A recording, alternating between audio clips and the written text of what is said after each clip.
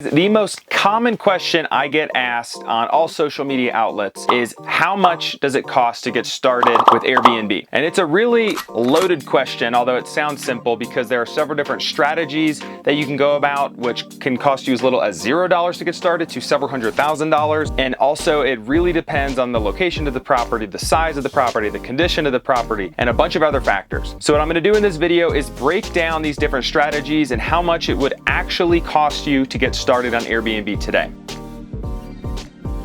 What's going on, you guys? My name is Michael Elefante. I'm a short-term vacation rental investor. I've been investing in Airbnb properties for just about a year and a half to this point. My wife and I made our first ever investment at the end of 2019 and very quickly realized the cash flow potential. Investing in short-term rentals is the fast path to financial freedom. For those new to that term, financial freedom is having enough residual or passive income to pay for all of your monthly living expenses on a recurring basis. And that income is relatively passive, if not 100% passive. So real estate has been for a long time the vehicle for most normal people to achieve financial freedom. I'm biased because we were able to achieve financial freedom in less than 12 months of making our first ever investment. And then we quit our jobs at age 28 and 27 and currently traveling in a camper van indefinitely. So we currently have 2 short-term rentals in Nashville, Tennessee, and then 2 in the mountains of East Tennessee in Gatlinburg. And then we have 1 long-term rental as well, which actually used to be the house that we lived in. It was the first house we ever bought, and we turned it into a long-term rental.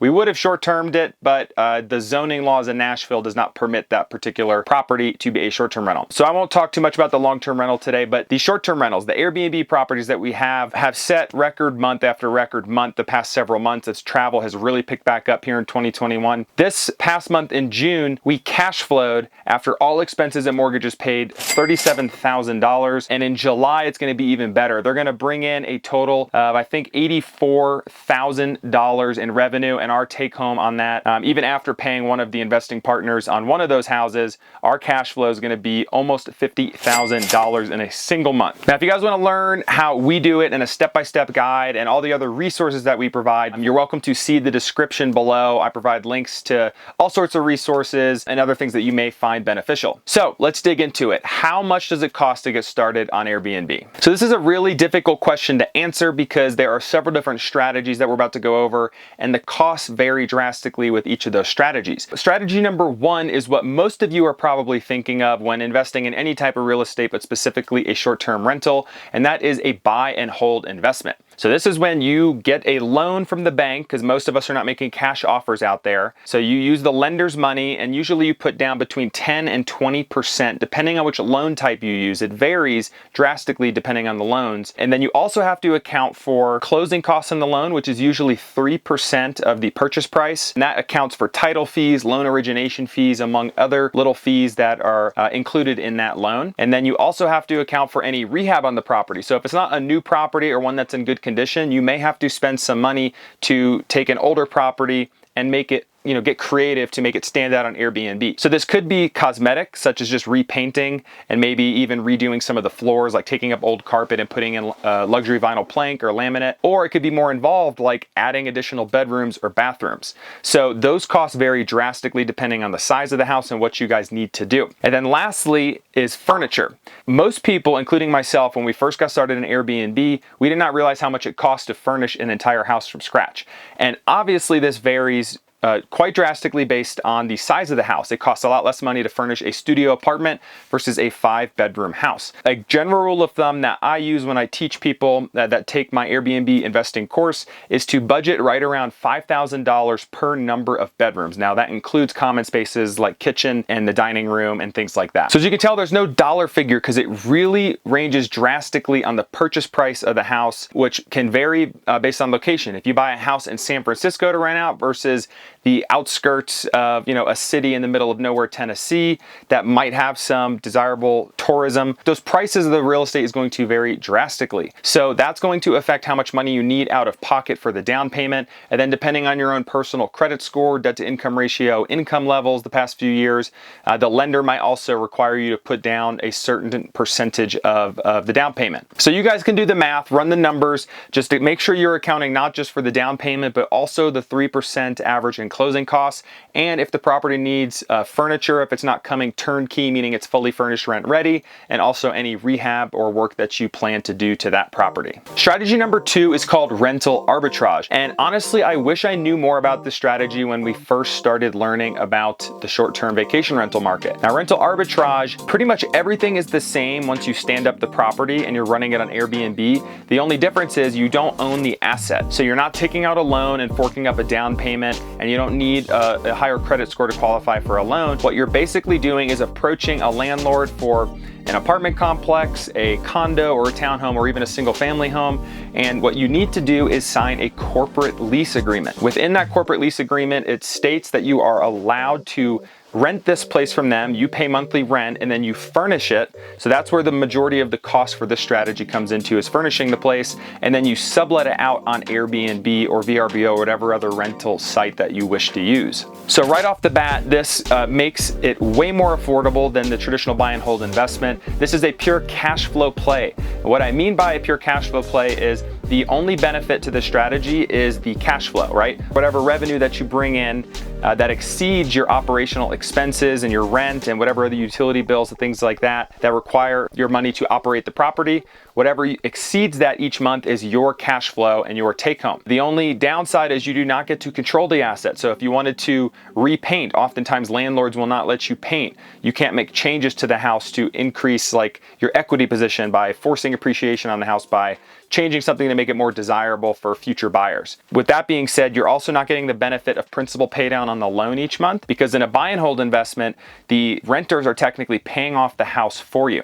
And then long term, when you own the asset and control it, you may only put down 10 or 20%, but any appreciation that happens throughout the time that you own that property is yours to keep. So you get to keep 100% of that appreciation value. Now, the biggest upside here, right, is you get to get started a lot sooner with a lot less money.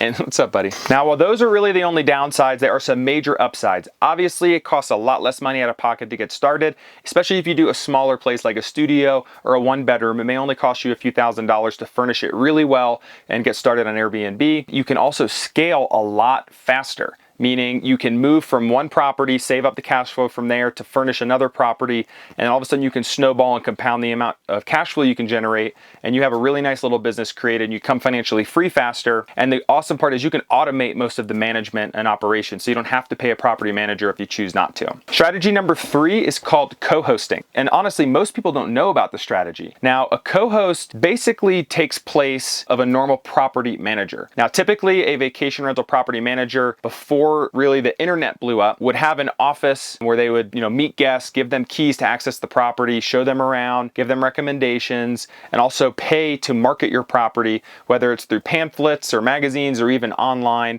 in the early internet days. You do not need to pay a property manager 20 to 40% of your revenue, because that's what a lot of traditional PMs will charge in the short-term rental space. Instead, people will pay co-host now. Now, as a co-host, you basically manage the property and the listing online for the owner, and then you manage and deal with the communication with all of the guests. You change the pricing when necessary. You make sure the calendars are in sync with your cleaners, and then schedule maintenance when necessary. Now, the coolest thing about this is, along with technology making it easier to market your properties on sites like Airbnb, you can actually leverage other tools such as Price Labs to automate your pricing and customizations, property management software such as Yourport or SmartBnB or Guesty, just to name a few, that allow you to automate a lot of the guest messaging. So we have 4 properties. It only takes us maybe 1 hour a week, maybe 2 on a busier week, to manage all 4 of those properties. Co-hosts typically charge a % of revenue that property generates. So they're tied with that property's performance, which in turn makes you, as the co-host, more eager to make sure that property has a high occupancy rate and you're getting a good nightly rate. Because the more money you make for the owner, the bigger your take-home pay is going to be each month. Now, as a new co-host, it's going to be very difficult because you have to network your butt off and meet with either existing property owners or go evaluate properties that have potential. Maybe you don't have money, and then you present them to investors that you can co-host for. The route most people are going to take is to find existing properties or even existing long-term rentals that are zoned for short-term rental, and then maybe you convince the landlord to turn it to a short-term rental. What I would recommend doing is starting by offering to do it for free for 1 to 2 months, and then maybe jumping up to 10 to 15% of revenue. So experienced co-hosts will probably charge 15 to 25% of revenue, and you guys can do the math. If you have a property that does 100 grand a year, year and you're charging 15%, you're gonna make $15,000. Beauty of co-hosting is it takes $0 out of pocket. It does take a lot of effort on the front end. Now, the coolest thing about co-hosting is once you have experience, you can start to scale quickly. Maybe that owner of that one property says, you're doing a great job, can you manage all my other properties? Or they probably know other investors in the area, they're probably likely to recommend you. I know one co-host who has done this, and they started off very slow, had 1 to 2 properties, and now they're up to, I think, 6+ properties, and they have a really awesome cash flow, and they spent $0 out of their own pocket.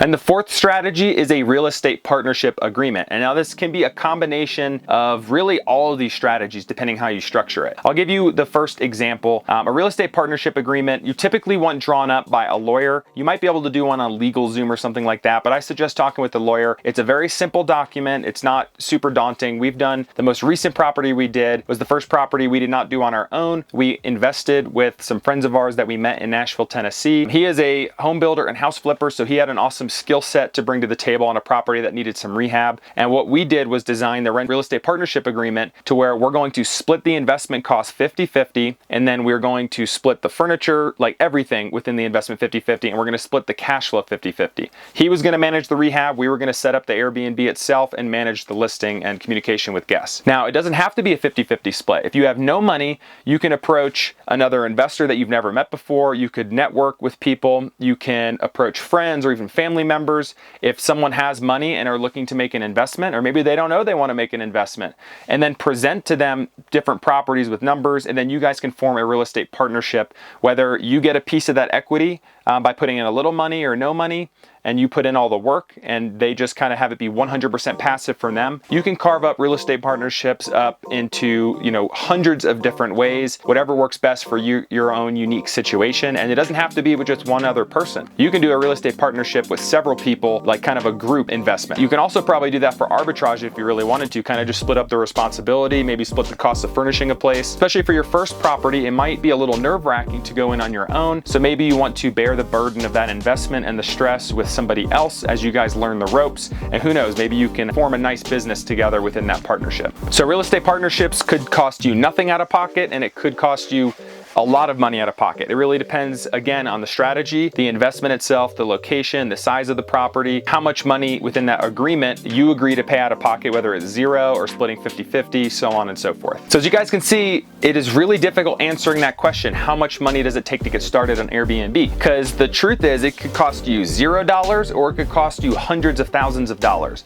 It depends what your budget is and what strategy you are looking to get started with. Personally, we saved up for a buy and hold investment on our first one. I'm glad we did, but looking back on it, I kind of wish that we went and did rental arbitrage, maybe tried co-hosting, or even house hacked, which is buying a duplex or buying a single family home and renting out the other rooms or other units on other Airbnb or even as a long-term rental. But my only regret is not starting sooner. And something that I think held us back was the term paralysis by analysis, meaning you overanalyze everything. We thought we had to know everything possible before getting started, but in reality, you're going to learn the vast majority of the knowledge you're going to gain over the next several years through actually doing. You can only learn so much from watching YouTube and reading books and things of that nature. Thinking long-term though, I would personally encourage people to move into buy and hold investments for the long term. I think rental arbitrage and co-hosting is an amazing strategy to get started, but once you have enough money to buy and control an asset, I think that's important, honestly, just to hedge your bet against inflation. Now, if you guys are really interested in getting started on Airbnb, I do have an Airbnb Investor Academy course that I have built, and I have just shy of 100 people who have signed up for that course as of today in July 2021, and I'm seeing a lot of amazing results from that. I do consider it a complete step-by-step guide, so whether you're an experienced investor but don't know much about Airbnb, or whether you're a complete novice and know nothing about investing, this takes you from the very beginning of evaluating markets, properties, key investing metrics, actually purchasing the property, negotiating with sellers, furnishing them, standing them up on Airbnb and VRBO, and setting up automation tools to automate 90% of the day-to-day management, and then keeping track of the revenue, so on and so forth. And most importantly, how to stand out from competition on Airbnb. And lastly, if you found any value in this video, which I really hope that you did, please don't forget to give me a thumbs up below, hit the like button. It helps promote this content out to other people who may find it useful. And if you guys have interest in learning more about real estate, Airbnb, personal finance, investing in general, make sure to subscribe and follow along. And lastly, but not least, if you have any questions about this topic, like, please drop them in the comments below. I love interacting with all you guys, and I hope to see you all again sometime soon.